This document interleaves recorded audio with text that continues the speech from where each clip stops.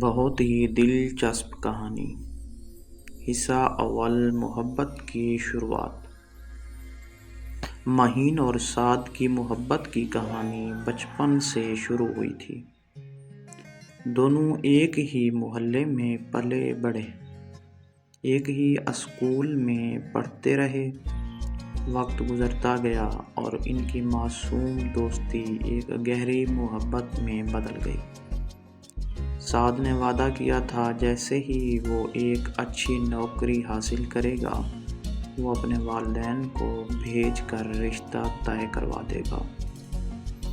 مہین روز خوابوں میں ایک نکاح کا منظر دیکھتی، جب وہ سرخ جوڑے میں ہاتھوں میں مہندی لگائے سعد کے ساتھ نئی زندگی کا آغاز کرے گی۔ اس کی ماں روز اسے دعائیں دیتی اور اس کے جہیز کے چھوٹے چھوٹے سامان اکٹھے کرتی۔ حصہ دوم، بچھڑنے کا لمحہ۔ آخر کار وہ دن آ گیا جب سعد نے اپنے والدین کو مہین کے گھر رشتہ لے کر بھیجا، مگر قسمت کو کچھ اور ہی منظور تھا۔ مہین کے والدین نے انکار کر دیا کیونکہ ایک امیر خاندان سے رشتہ آ چکا تھا۔ مہین بہت روئی، منتیں کی، مگر والدین نے اس کی ایک نہ سنی۔ وہ مجبور تھی۔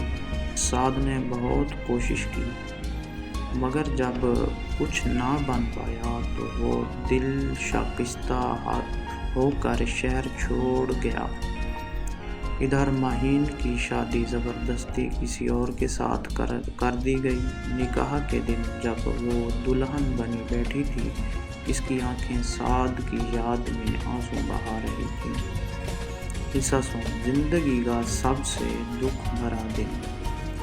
مہین کا دولہا فرحان ایک سخت مزاج آدمی تھا جو شادی کے بعد کبھی مہین کو محبت نہ دے سکا۔ وہ اندر ہی اندر ٹوٹتی رہی مگر کسی سے کچھ نہ کہا۔